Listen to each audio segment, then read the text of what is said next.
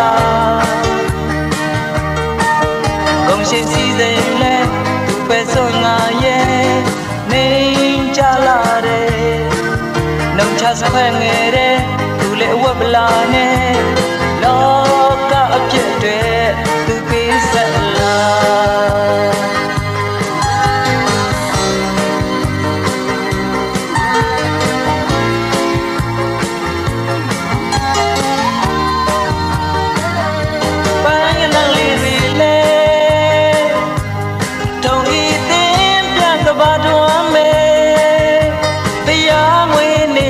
ကုန်ပြုနှုတ်ဆက်လာ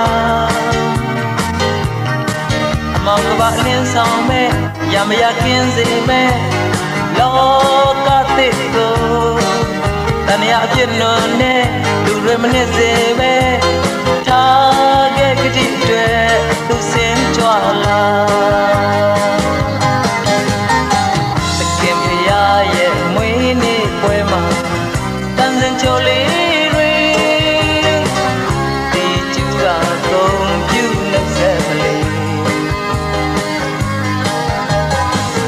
တို့ဘဝရဲ့မျောလင်းချက်တွေပြည်ဝါခဲ့ပြီလေကဘာလူသားငြိမ်းချမ်းကြပါစေ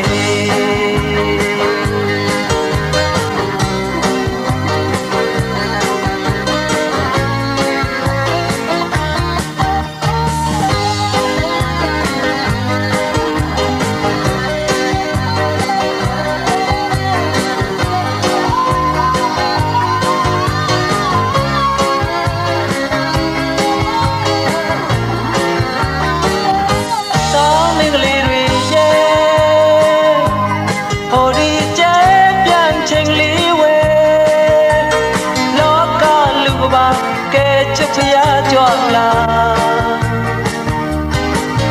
ကုန်ချင်းစီစဉ်လဲသူပဲစွန်ငါရဲ့နေ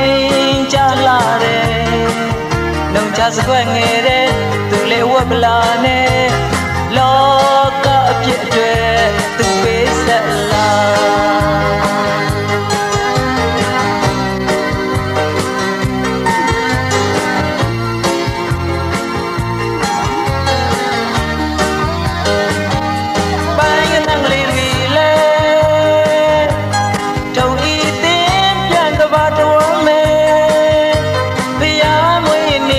ကုန်ပြုနှုတ်ဆက်လာ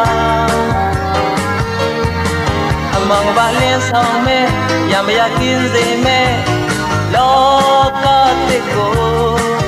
တဏှာပြည့်နွန်တဲ့လူတွေမနစ်စေပဲ